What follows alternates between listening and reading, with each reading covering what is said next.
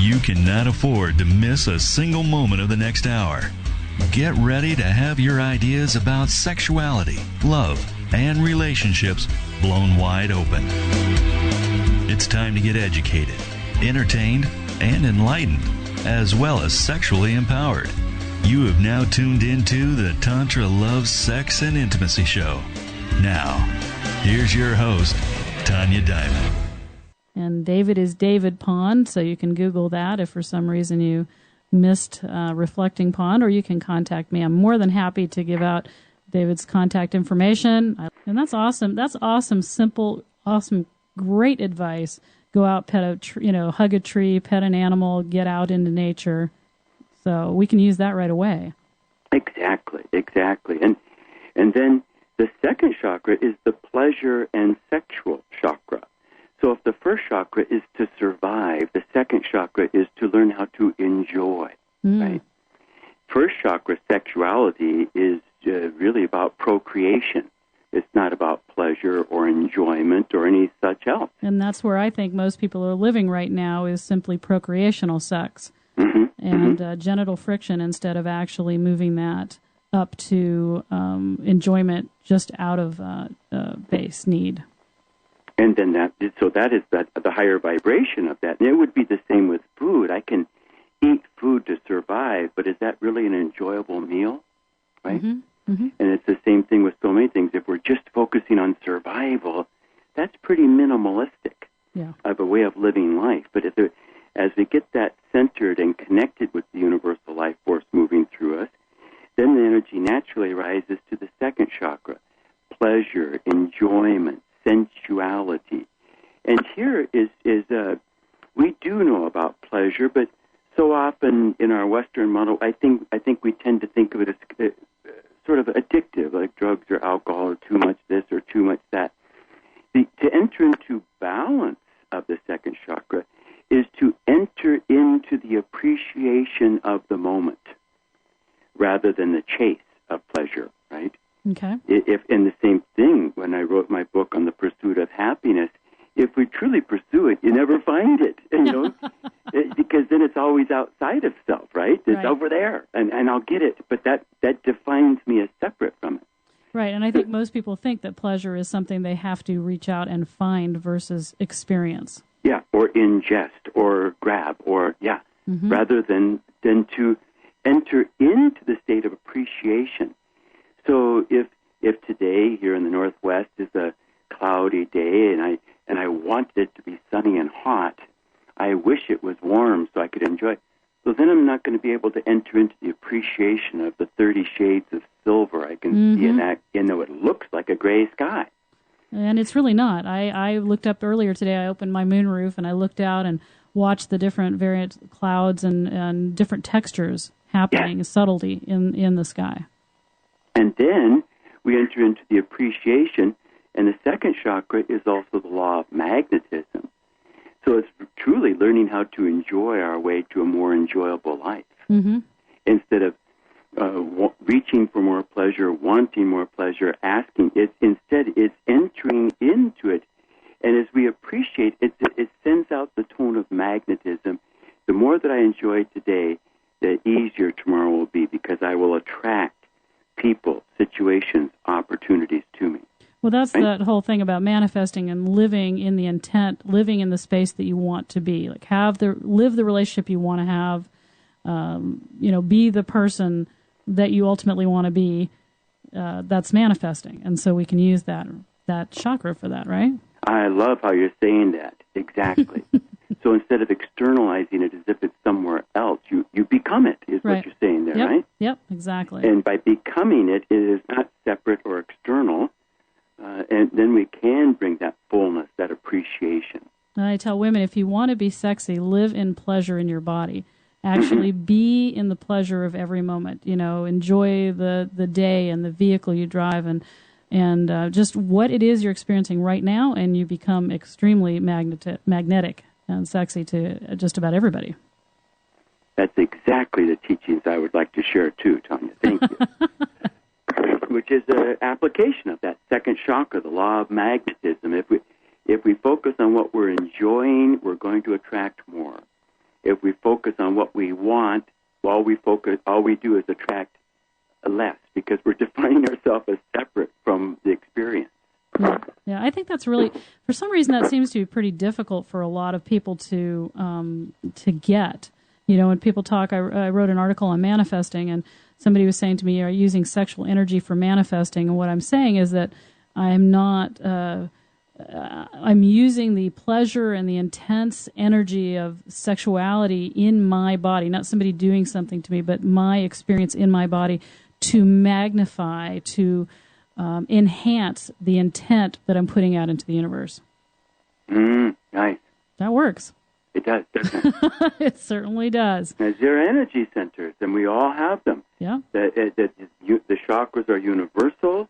We all have them. It doesn't matter what your religions or beliefs are. They're not dependent on that at all.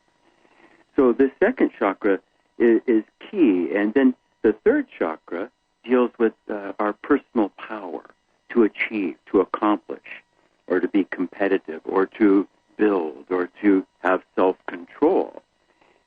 If we just focus exclusively on pleasure, we might not get our bills paid, right? That's what somebody asked me. If you're always running around in supercharged arousal, how do you get anything done? And yeah, exactly. And that's the third chakra, where I want to get something done. I want to build a gazebo in my yard. I want to write a book. These doing, achieving, accomplishing, that's third chakra. And it does deal with power and all the like. And when we enter into the third chakra, by demonstrating some type of self-control. And that could be like having a morning exercise. That could be any type of self-control, limiting yourself to one dessert a night or some such thing. This then activates the third chakra. And here, these are the first three chakras, Tanya, deal with each of our separate identity. You and I are separate, and yet when we get up into the upper chakras, we're unified. Okay.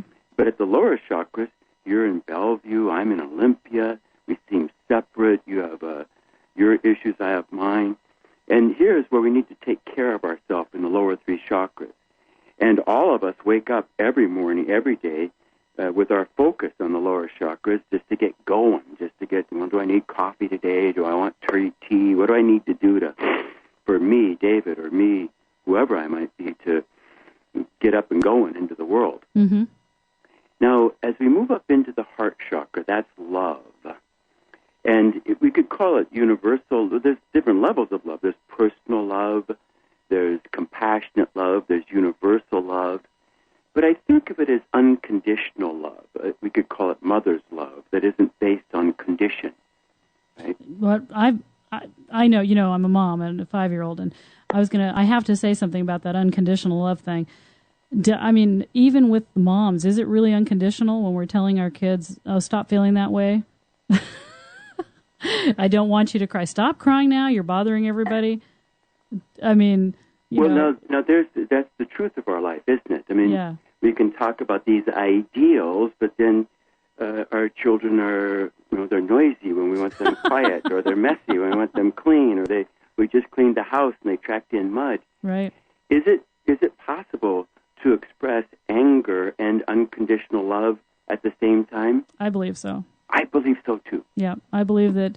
When people tell me, as a spiritual teacher, am I just sitting around in a state of love all the time? I go, I don't know if you've heard me. You probably haven't heard me say this, David, but I say that even in living in one emotion or one place all the time is a flat line, and the only thing that I know is perfectly flatlined is immediate death. Yeah, So, good point. That's a great image. I am not going to live in that flat line. Yeah, we can stay in home after we die. Exactly. So, in the meantime, I'm living in the full expression of my emotions. Absolutely, yes. Before, we just went into the heart. I want to let me backtrack you one step back into the power, because the thing about personal power is if you're living in fear all the time, which it seems like the majority of people are living in that space, that directly affects your power center, right? Energetically and physically, you have that tension and that fear in your belly. Absolutely. Can you address that just for me? before we move up to the heart, what do you think about that? I mean, what's a good way to move out of that space that most people think is normal? I think that we've been manipulated by those who would exploit us with fear. And fear is meant to be, in my mind, to be like a smoke alarm in a house. It's useful if it's not sounding all the time. Yes. The problem that you're addressing, Tanya, is that in our modern world, many people live in a state of fear 24/7. And they don't even know. I mean, it's so constant, they don't even know that that's where they're living. So they make their choices based on what career or what relationship, based on fear. Yeah.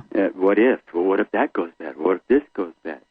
So living backtracking with the place of fear, of course, is not uncommon. What is a way to let go of some of that and to actually feel what it feels like to not live in it? Do you have an exercise for us we could, or a thought? Well, fear and faith are exactly the same energy because it takes imagination to fuel both. Yes, I love that. I tell everybody, that you've got to have the direction, the pose from the flat line. You go out both sides to the right and the left with about equal space. So yes, that's perfect. I've never heard that said, and I love that. Fear and faith. Yep. So if I imagine that's a scary monster out my window, or if I imagine that's my guardian angel, it's going to have a very different energetic impact on me. Yes. So when we're in a state of fear, here's an exercise I like to use, is that fear, as we get up into the upper chakras, we're going to understand how universal so many of our issues are, particularly with imagination. And if I thought of a lake as a level of our imagination, I live near a lake, and in the middle, in the clear water in the center of the lake, beautiful fresh water to swim in. But on the edges, it's kind of mucky, kind of murky. Mm-hmm. And at the sediment level, at the bottom of the lake, it's all this sediment. Well, that's like fear. Fear is like a sediment human emotion. Okay. No one enjoys it. But when we're there, if we can recognize that, well, I don't need to stay here. I can move towards the center, to the clear water, by invoking whatever a person invokes. Almost any technique will do to invite in guardian angels, protective spirits, guiding light. These are techniques to ask to be lifted up, to ask to be pulled to the center of one's consciousness. All of these techniques work. Any technique will work, is what I find. Mm-hmm. It's just being conscious, I think, of, I'm in a state of fear right now. And this, I tell people that I'd like to be in a revolution against fear and all those who exploit us with fear. Hallelujah. I tell people every seminar I teach, you've got to stop being a New Age victim. You've got to stop going to teachers that tell you to be scared by having to protect yourself all the time when if you're living in empowerment, you don't need to do that. Mm-hmm. So I'm right there with you. Yeah, let's start a revolution to eradicate this 24/7 fear that people think is normal. When in our modern economy, when I'm having difficulty paying the bills and whatnot, as we all run across periodically, I don't like that feeling of fear or insecurity. So what I like to do is I just walk out of doors, and I don't need to go in the deep forest, just outdoors. And I notice that universal life that animates these trees, that bamboo, that shrub, these insects, that plant. And notice that every day that universal life force is there. And it doesn't take long, Tanya, that I feel that I'm not just watching this, I'm part of this.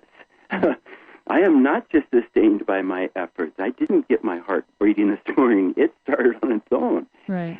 My lungs, and I feel this energy wash over me, that I'm part of this same life, this universal life. And for me, that's a technique that works. It doesn't pay my bills, but I'm less neurotic about it. Well, I mean, either way, you can either live in that space of fear and anxious, neurotic, and not pay your bills, or you can live in a peaceful state and not pay your bills. And I'm for the bliss and peace. Personally, I like to go have sex if I'm and move some energy that way, and then come back to looking about how creative, using that second chakra to create pleasure, to then have creative experiences about what I'm going to do with my bills.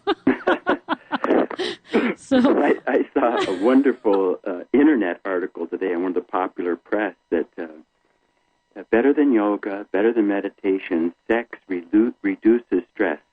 Research is now showing this. For people who carry stress and worry and fear, or they were advised to have more love, more affection. It not only reduces the stress, it releases hormones and chemicals into our body that are euphoric, that make us feel good, and it's a great tonic. Yep, exactly. And part of that big whole thing, and I'm sure you agree with this, is the fact that we then start breathing. Oh, yes. And for me, writing my Conscious Breath ebook right now, a big focus on how we can release so much of these tensions and anxieties by our breath and by just learning to breathe correctly. And even now, just being able to take 3 great conscious breaths will shift the fear out of your belly. So that's part of my belief system. That's a great technique. I love that. Taking it out of the belly, it pulls us up. Yep. It creates more space within ourselves, I think. Good.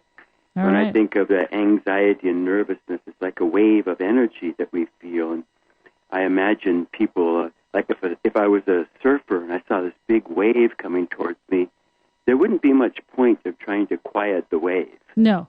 You either skillfully ride it or you don't. Right.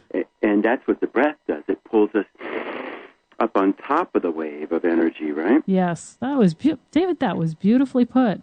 I loved that metaphor.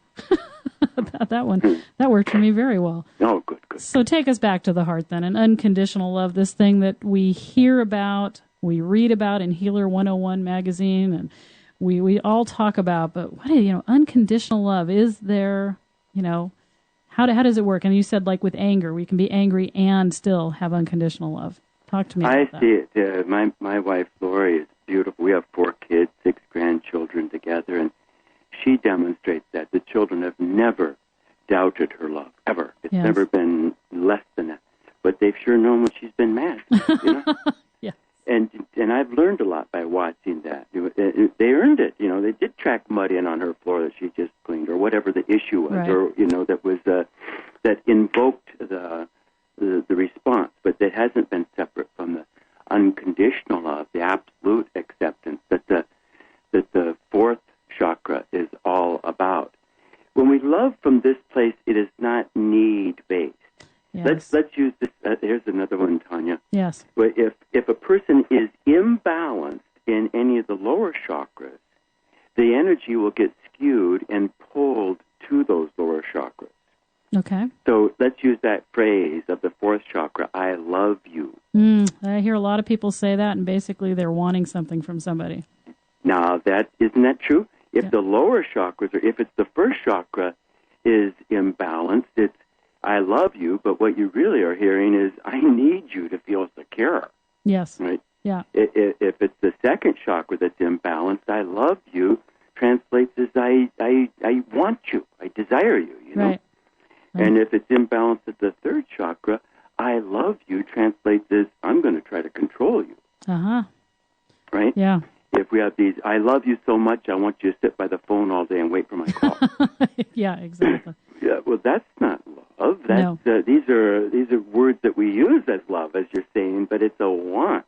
Mm-hmm. And want is satiated. When we separate from those lower wants and we allow ourselves the fulfillment of heart chakra love, we can love many, many, many people. I know. I always tell people that, it's not, love isn't something somebody else did for you. Love is a self state. We're in a self state of love.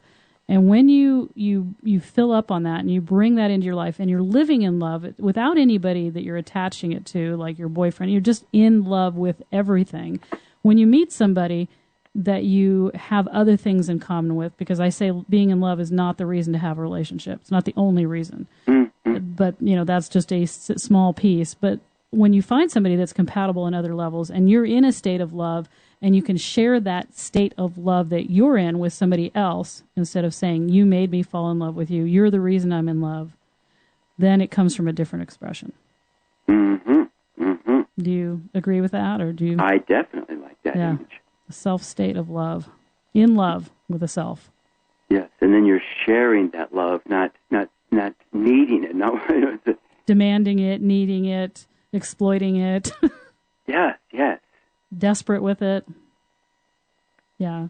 My best friend said he used to hate the word, he hated it when he heard women say, I love you, because his ex-wife always said, I love you, with this question, meaning, I love you, do you love me, are you going to sacrifice yourself for me, are you going to do these things for me? So it was never a statement of giving, it was a statement of getting. Well, thank you for bringing that, because when you enter into those lower chakras again, it's need rather than sharing, right? Yeah. And I've seen this in marriage ceremonies where this couple will forevermore need each other rather than, and it's like, because if I say I need you, what does that mean? If I was a friend and every time I saw you, I needed $5. Every time I ran across you, I said, Tanya, I'm just $5 short today. Can you loan me $5? Can you pick up lunch today? I'll get it next time. Eventually you tire because my energy becomes a drain. Mm-hmm. And this happens in relationships so often that when people, let's imagine somebody is in a single stage of their life and they've learned how to connect to source, whatever their source is, to feel fulfillment, to feel the good energy that they want, right? Mm-hmm. And then they fall in love and they transfer the source to their lover. Uh-huh. So now, instead of me being like full and sharing with you at the start of a relationship, people are full, they meet, and I've got all this to share with you. Mm-hmm. But then as I start saying I need you, then when I'm around you, in order to get to, I need something from you is very different than I want to share something with you. Yeah. Isn't it? Yes. That's your teachings, I know. Yeah, well, I mean, we're in the same space with that, and it's Hollywood and Cinderella and all of these things that are letting us feel that love, that need of love. You know, I'm going to die without you, is somehow the romantic expression of love. And isn't that the problem? We create a romantic image around need, that I'll die without you, mm-hmm. so that then the other person, when they're in your presence, they feel a drain. Yeah. I mean, all our music, there's the angst of society, our angst, our music, our movies, our romantic, all this stuff is, without this person, we're nothing. We're empty and we'll die. And that's a lot of performance to put on anybody, anxiety, don't you think? I do. And so then that pressure of, instead of being around somebody that's joyful and full of life, we're around somebody who needs something from us.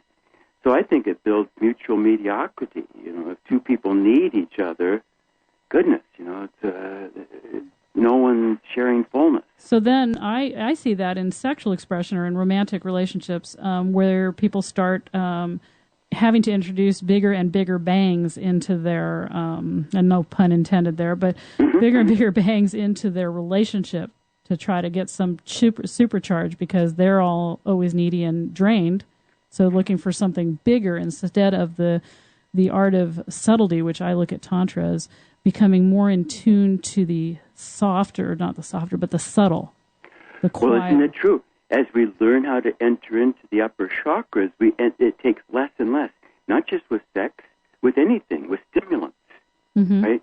Yeah. If we're looking for pleasure through alcohol or wine or whatever we might be looking for, if that's our only source, it takes more and more and more and more, right? Rather than less and less. As we work with the Tantra principle of raising the vibration and entering into fullness, subtlety enters in. So we start finding completeness and fullness, and it doesn't take as much, does it? No, it doesn't. I mean, when I tell people that I can teach people and experience orgasm as a breath, and they look at me like I'm crazy, and it's like, no, that is, orgasm is simply energy. Mm-hmm. The sexual tension release is what most people are having, and they view that as orgasm. Mm-hmm. Whereas the subtlety, the orgasm through the body and touching the hands of God is much more of a breath of energy pulling up through the body. Mm-hmm. The vibration's totally different. And so that's less is more. Less is more at the upper chakras. Less physical, more energy. And at the lower chakras, it's the opposite. We need more and more. We need that bass note, that boom, boom, boom, louder beat, louder noise, louder, bigger sex, bigger noise, bigger, more beer, more wine, whatever. Right. Yeah, more partners, more this. Let me say one more thing about back to unconditional love. I think I hear men talk about this in a confused way, and women and men confused about this part. I've had partners, and I hear this quite often from men saying, "Why can't women love me for who I am if unconditional love is supposed to be it?" And let me follow that with, I have this feeling that, men don't separate who they are and what they're doing. And women, as nurturers and raisers of children, separate the person from their behaviors, understanding that the person isn't necessarily what they're doing. They can change their behaviors, but the essence of the person is solid. Did I make any sense with that, David? Yes.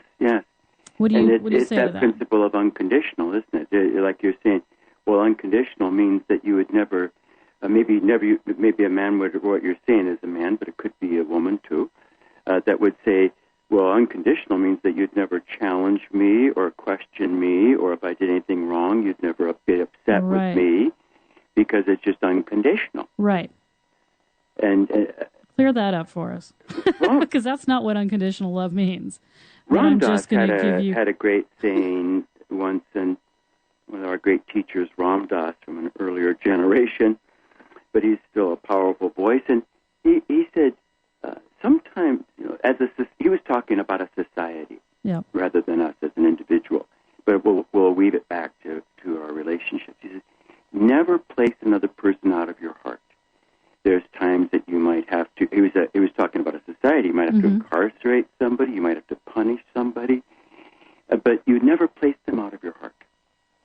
And that's what we're talking about, that to hold the energy in one's heart is that connectedness, that we are one and we're working through these issues, because in our relationships, I think it's so much about education. I've been married 34 years now, and I'm still learning what works and doesn't work, but it's a constant process, isn't it?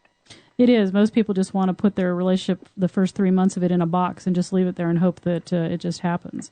But you're telling us 34 years. I love your relationship, by the way. Just the meeting your wife and you, and just every time you talk, either she talks about you or you talk about her.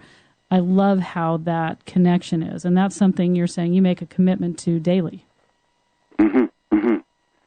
To continue to grow, to continue to educate, to continue to be in the process, rather than using a relationship as just sort of a comfort security blanket, so now I don't have to keep growing, Right.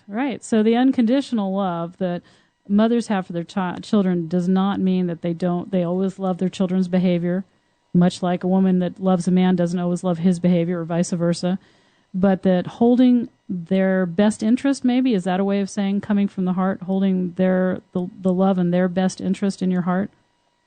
Is that absolutely? So it's awareness of intention, is what you're saying, right? Okay, yep, that's awareness of intention. And with our children, I think as parents, most of us get eventually pretty skilled at saying, "I love you, but what you just did is intolerable." Right. Is that what you're referencing? Yeah, exactly. And how we can't seem to translate that so well into our relationships. We seem to do fine with that, or mostly fine with that in our children, but then I think we get really messed up when we try to translate that into our relationships. Like somehow we're not supposed to question, like you said. Yeah. And that might be a great way to start, just as we parents do with each other. I love you, but what you just said hurts me. Yeah. I love you, but what you just did, that behavior has this impact on me. Yeah. So we're not, and sometimes that seems a little redundant if it's unconditional, but if that's where if it's unconditional, why do we have to say it? Well, because we're insecure, and we need that. And if we need that, then it's fine to say that. Like with children, that when you're mad at me, that doesn't mean you're going to kick me out of the family, does it? Right. No, it means that when you break curfew, that's not tolerable. Right. We don't do that in our family. We still have to live in a tribe. We have to get on. So our heart center. Move us up from our heart center, David. From the fifth, the heart center, and then the upper chakras, understand, are universal. They connect us to humanity rather than just our individual. The throat center, or the fifth chakra, is creative expression, how we express ourselves with our voice, with all types of creative energy, but it's the expression, the creative energy. And see, many of your listeners would be familiar with this. How many people, I wonder, have thought about writing a book and then not written it? Yeah. What happens? You can go read it next year because somebody else would have wrote it. I know. I always talk about how there's no real what I call original thought. Since we're all connected, we're all receiving. If you're open to all of those things. Yep. Yeah. So that's at the fifth chakra. We get these creative impulses, and but if we don't act on them, well, it doesn't. It's not like somebody else stole our ideas. No, they were universal ideas that come through us and to us that we listen to. If we act on them, that's the difference. Oh, yeah. Stage fright and stage presence would be a good thing to address with the fifth chakra. Okay. Most people can understand the principle of stage fright. That, I don't like to speak in front of a group, they might say. Well, why? There's energy in front of a group. We've all heard people say, I've never had any stage fright of any type at all. Well, those people don't feel energy. They were boring, and they will be boring again. That's my feeling. It's like, well, if you're not aware of energy in front of a group, that's 50 eyes looking at you. All eyes and thoughts are energy. If you're standing in the vortex of that, there is energy there. Right. And when we have stage fright, what we're doing is feeling that energy and thinking it shouldn't be there. Oh, okay. So I'll spend my whole time breathing and working. I can just push down this energy. But it's real energy. And so instead of pushing it down, you give it back. Well, see, now you've just explained something to me about why I love being on stage. I absolutely love to be in that vortex of energy. I thrive in it, and I do my best work right in the middle of it. And you feel a bit of a buzz. Oh, yeah. I am. Give me a microphone. Give me an audience. It's my high. So you're riding that wave rather than resisting that wave. Yep. And after public speaking or being in that situation, you don't go take a nap because you're charged. No, you're I run buzzed. out yelling to my best friend, I'm a rock star, woo! Yeah, I'm so high. Yeah, and that's funny. the fifth chakra. So if we spend our whole time trying to quiet that energy, we're missing the point. Instead, you breathe into it and you give it back. And that's the key. And then, as most people will realize, charismatic speakers are never holding paper. Yeah. Do you know why? I teach freeform every workshop. And another reason that it would be distracting because they're vibrating so intense the paper would be making sounds, like right. the Oh, interesting. Because there's energy flowing through me. Right. Well, so that's why people don't hold. Because there's people think, that guy's so nervous. They're not nervous. They're empowered. They're energized. But that's the upper chakras where we plug into this universal energy and it surges. And I love that. It's downloads, I call it, where the universal mind taps in, our individual mind accesses energy from the universal mind. Well, those are ideas, but also energy comes with that. So there's this quickened energy. Yep. And instead of fighting it, if we breathe into it, there's the breath work on you. Oh, yeah. To get up into those upper chakras, to get up on top of that wave. And it is a big wave. I mean, I've walked into weekend workshops with I'm going to go teach, and I have no idea what's going to happen. I'm going to walk into the energy and let those people tell me what they need to know, and I'm going to teach it to them. And people will come to class after class of mine, the same class title, knowing that it's going to be a totally different experience. And I love that. I am so in the flow when I teach. It is definitely what I talk about, being in the flow, where you're just open, and every great master, every great teacher of the universe, I feel like I'm plugged into.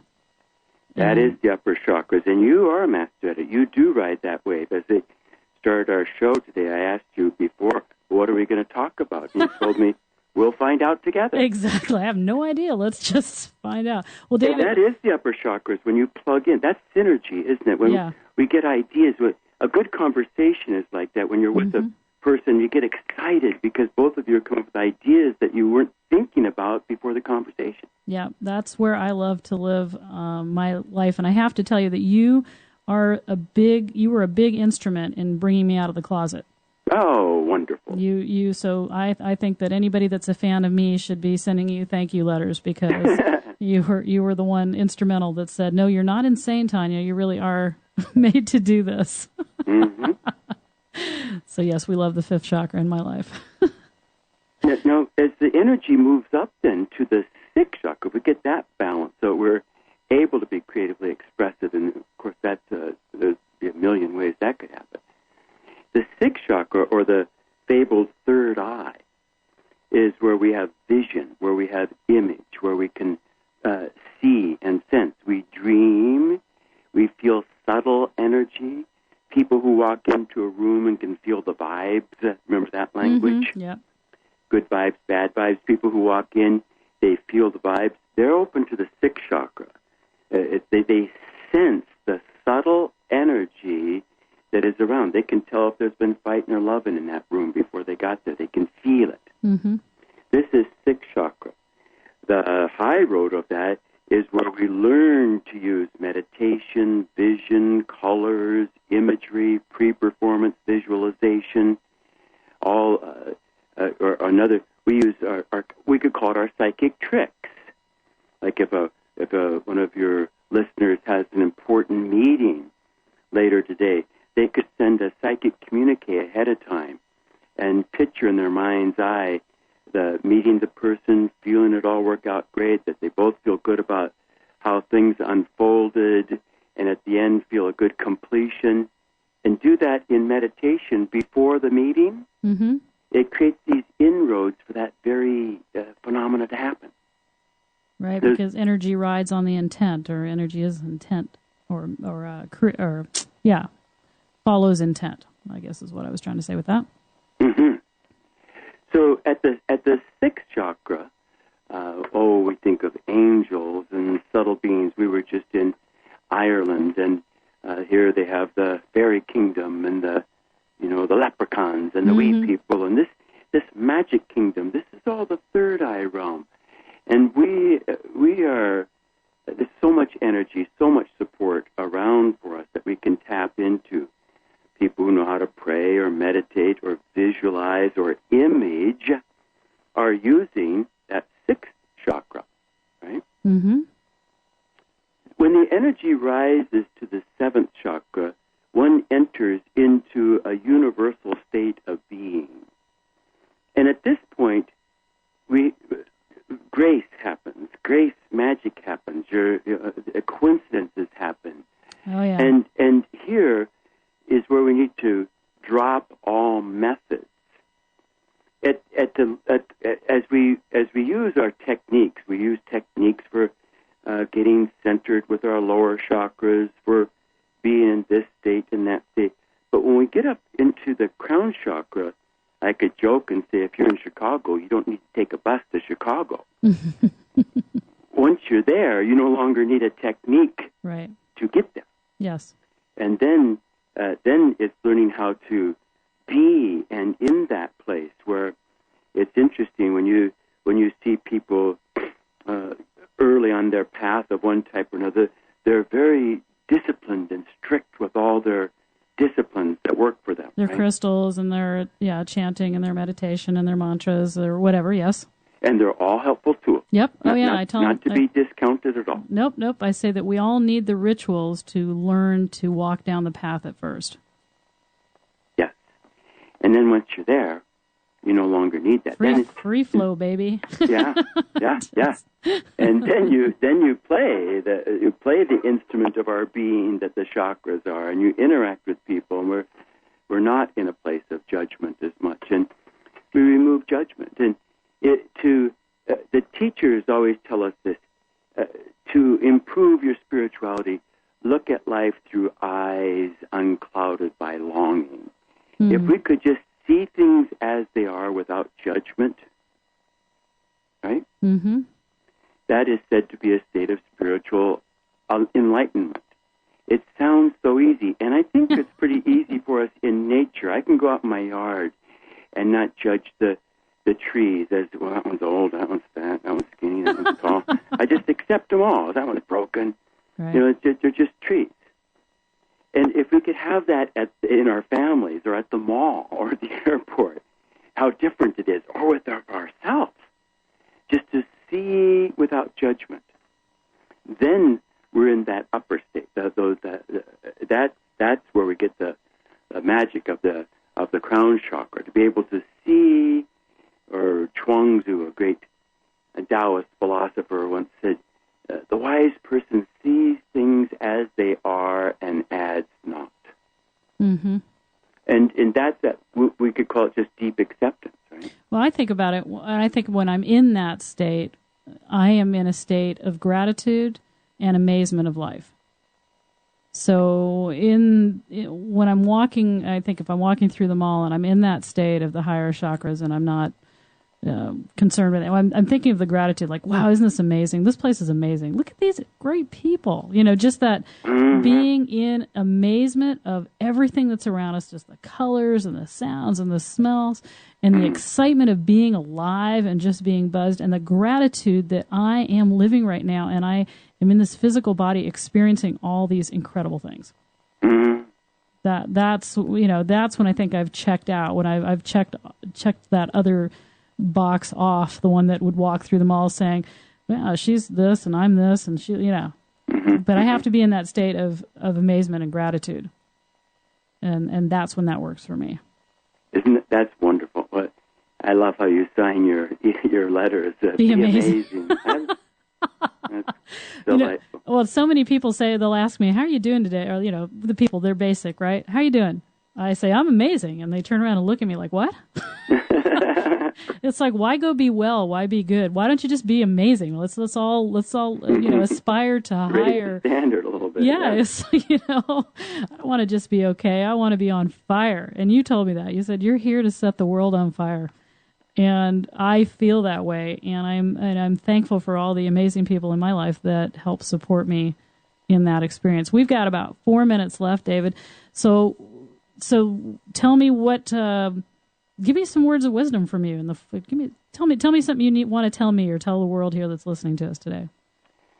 We are the people of these times. We are the people we've been waiting for. We've been waiting for Jesus and Buddha, the Pleiadians. Somebody just save us, right? And I think it's us. It's humanity itself that must rise up to save humanity. And it's fine to have faith and religions and beliefs, but it's humanity.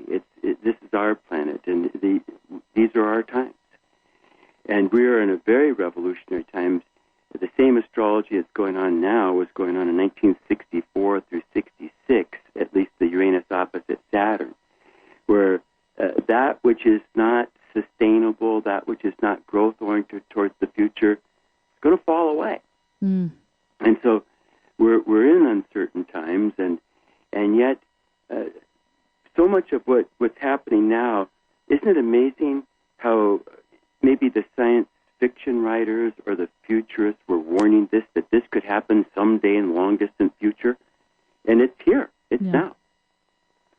So we are the people we've been waiting for, is my message, that we can't look to be saved. It's us. We have to take responsibility for this gift. And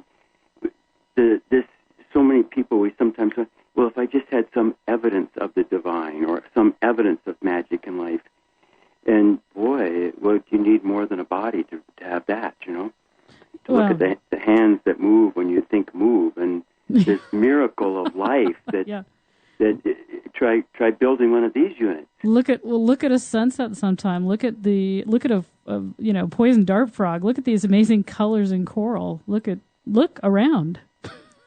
Really? And do you need more amazement than that? And that's what you do, Tanya, and I want to thank you for being that way, that you remind people, you remind us that this is an incredible experience, that it's not the next life or somewhere else. It's here. It's now. That this magic is available, that we can bring into our life, that we can bring the specialness that we seek. It's here. It's not a dress rehearsal. We can jump on that bandwagon, instantaneously. Take a deep breath and blow it out and say, I'm amazing. and be an amazing space and look at everything that way, and you will change the world and the vibration. David, tell us, you have a website, right? I do. It's reflectingpond.com. Okay. My books, my astrology services, how to get in touch with me are all available there. Reflecting Pond, just like it sounds, .com. And David is David Pond, so you can Google that if for some reason you missed Reflecting Pond, or you can contact me. I'm more than happy to give out David's contact information. I let everybody know I think he's an amazing man, not just an amazing astrologer, though he is incredible at that, but also just an amazing human being to be around. And if you get to see him personally, it's even cooler. He and his wife together are fabulous. Thank you so much, David. I really appreciate you taking your time here to talk with me, and I hope to have you back again one day. Well, thank you, Tanya, for inviting me. I've enjoyed our interaction. I look forward to more in the future, too. All right. And everybody, you get to my site, get my ebook. I've got my new premature ejaculation ebook coming out this week, and it's actually the start of how to learn to be a sexual master. Classes coming up all the time. Get to my website, check them out, learningtantra.com, and I'll talk to you next week. And we're out. You have been listening to the Tantra Love, Sex, and Intimacy Show with your host, Tanya Diamond.